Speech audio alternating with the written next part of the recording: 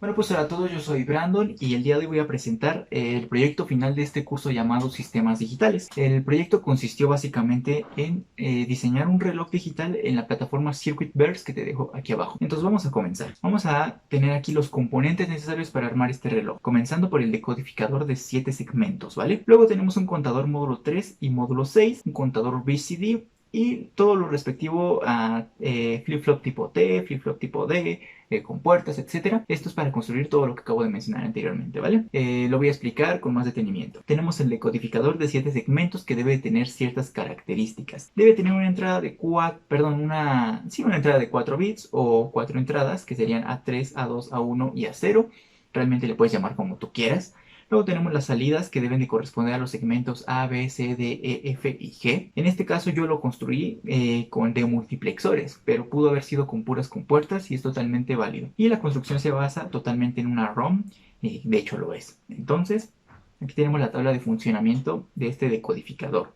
Entonces, si nosotros quisiéramos representar un 0 en el display que tenemos aquí en la parte de abajo, nosotros tendríamos que tener todos los segmentos encendidos a excepción del G, de esta manera. Ahora, si nosotros queremos representar un 5, tendrían que estar todos encendidos a excepción del B y el E, de esta manera. Y podemos pasar al siguiente paso, que sería construir el circuito directamente. Entonces, si nos damos cuenta, tenemos unas salidas de los demultiplexores que no están siendo usadas. ¿Esto por qué ocurre? Porque si nos regresamos un poco, solamente nuestro funcionamiento abarca hasta el 9, ¿vale? No vamos a contar el 10, ya que ahí se ocupa dos displays como los que tenemos aquí abajo. Entonces solamente vamos a llegar hasta el 9. Y aparte los contadores solamente van a contar el primero hasta el 2, el segundo hasta el 5 y el último hasta el 9. Entonces no hay problema, ¿vale? Luego tenemos un contador módulo 3 que debe tener 3 entradas de control, que estas entradas de control van a tener todos los contadores que vamos a construir, que sería count para el contador, los activarlo y desactivarlo, el CLK que corresponde al reloj, los pulsos, y el clear que corresponde a la limpieza, ¿vale?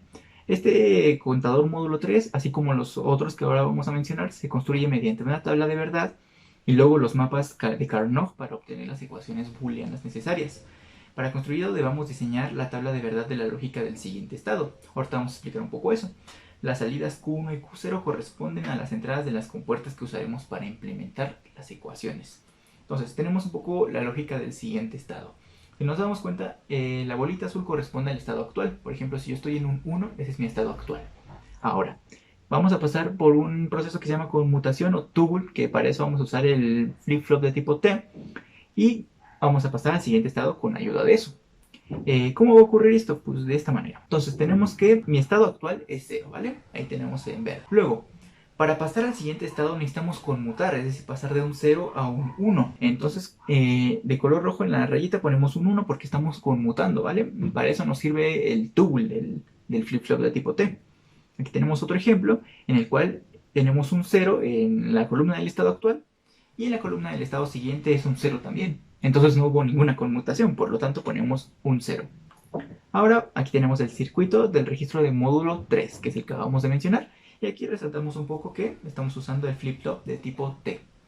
Ahora, el contador de módulo 6 tiene exactamente las mismas características que el anterior, a excepción que esta vez es de 3 bits, ya que el número más grande que queremos representar es el 5, ¿vale?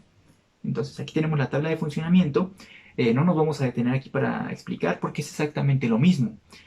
Cuando haya conmutación ponemos un 1 en la columna de test. Y si no hay ninguna, pues no ponemos nada, simplemente un 0, ¿vale? Entonces aquí tenemos el circuito que corresponde al registro de módulo 6. De una vez tenemos aquí otra vez, el flip-flop de tipo T. Casi se me traba la lengua, ¿vale? Y por último tenemos aquí el circuito del registro BCD. Funciona exactamente igual que los anteriores, solamente que aquí tenemos una salida de 4 bits. O esto básicamente es porque el número más grande que queremos representar es el 9. Y el 9 ocupa 4 bits para poderse representar. Y finalmente aquí tenemos la arquitectura del reloj que fue proporcionada por el profesor. Entonces tenemos que seguir esta arquitectura para poder construir nuestro reloj. Y de hecho nos vamos a pasar directamente a la plataforma Circuitverse para comprobar el funcionamiento. Así que vamos para allá. Bueno, pues estamos de vuelta aquí para observar cómo funciona este relojcito. Entonces, aquí tenemos un poco el funcionamiento que corresponde a los decodificadores y a los contadores. este circuito solamente lo hice de prueba para comprobar que funcionaran correctamente, ya que imagínate, construir todo el reloj y que al final no funcione alguno de estos, vas a tener que modificarlo y eso va a implicar que se haga un desastre, ¿vale? Entonces por eso hice este circuito de prueba. De este lado tenemos aquí el decodificador, el registro BCD, todo esto ya lo vimos anteriormente, ¿eh? El registro módulo 6, el registro módulo 3 y la cereza del pastel, que es el relojcito. Entonces, vamos a ver cómo funciona este relojcito. Si nos damos cuenta, ahorita no está contando, ya que tenemos aquí la entrada count y la tengo en 0. Esta la definí como una constante, ya que queremos que siempre esté funcionando. En este caso la constante es 0, entonces no funciona. Entonces vamos a activarla, ¿vale?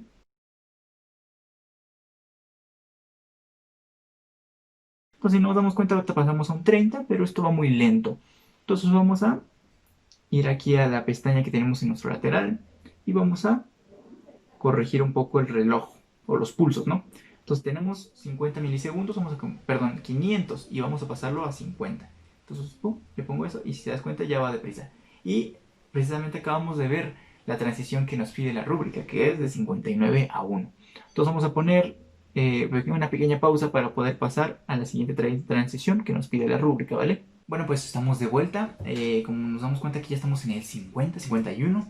Entonces pronto vamos a llegar a la transición 59 a 1 hora, ¿vale? Entonces tenemos que esperar unos segunditos, ¿vale? Literalmente segunditos. Entonces, vamos aquí en 52.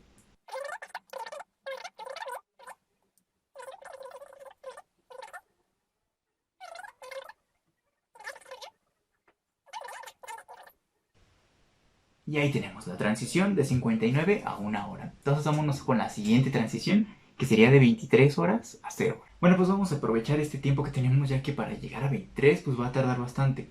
Y entonces lo que vamos a hacer es explicar un poquito el circuito de este reloj. Entonces si hacemos un poquito de zoom, nos podemos dar cuenta que tenemos aquí una compuerta AND de 4 entradas. Entonces si nos damos cuenta, esta y esta las tenemos negadas. ¿Eso por qué pasa? ¿O para qué? Básicamente esto está pasando porque nosotros queremos que cuando estemos en un 9, la cuenta de acá se reinicie, porque de hecho ese es el funcionamiento del BCD que tenemos aquí arriba, es que se reinicie cuando llegue al 9. Pero no solo eso, sino que también vamos a lanzar un pulso de este lado al flip-flop de tipo D que tenemos aquí. Y eso va a hacer que el contador que tenemos aquí de módulo 6 se le sume un 1. De hecho lo vamos a ver reflejado en el display de aquí abajo. Entonces si nos damos cuenta que cada que el contador anterior termina su cuenta, es decir, hasta 9, el contador que le sigue se le aumenta 1. Y precisamente ese es el funcionamiento que vamos a estar viendo, eh, digamos, seguido, ¿no? Porque si avanzamos un poco más, de este lado tenemos que es lo mismo, solamente que cuando lleguemos a un 5, se le lanza el pulso del reloj al siguiente contador. Esto va a hacer que el siguiente contador agregue un 1 a su cuenta. Y es que básicamente en eso se basa el reloj. Cada que uno termine su cuenta, se la pasa al siguiente. Y cuando ese también termine, se la pasa al siguiente. Y así sucesivamente. Entonces, de tal manera que cuando nosotros lleguemos al de las horas que llegue a 23, todo se va a reiniciar. ¿Vale? Por eso tenemos conectadas las compuertas NOT a nuestro reloj y también a nuestro clear. Porque cuando queremos que llegue a ese punto, se va a reiniciar todo, ¿vale? Entonces, ahora sí vamos a esperar a que llegue el 23. Y espero que sí se haya entendido bien todo esto del funcionamiento del reloj, porque realmente es lo mismo en todas las partes, ¿vale? Entonces vamos a esperar. Bueno, pues estamos aquí a unos momentos de presenciar el momento en que va a pasar la transición de 23, 59, 59 a 0. Entonces vamos a explicar brevemente cómo va a ocurrir esto. Como ya lo mencionamos en el clip pasado, lo que va a pasar es que el contador que tiene al ladito, es decir, a la derecha, su estado va a llegar a su número máximo, que va a ser el 5, y el de al lado va a llegar al máximo, que va a ser el 9, y el de al lado, que sería el BCD, va a llegar a 9 también, perdón, a 5, y el registro módulo 6 va a llegar a 5 y el siguiente a 9. Es decir, todos van a quedar en sus límites. Y el último va a recibir el pulso que necesita para poder terminar. Solamente es un pulso para que se reinicie a 0. Y si el primero se reinicia, como están todos interconectados, el segundo también se va a reiniciar, el tercero también, el cuarto también, el quinto también y el sexto también. Entonces, pues, de esa manera quedaría todo en ceros. Y ahí está. Entonces, ahora sí, hemos concluido.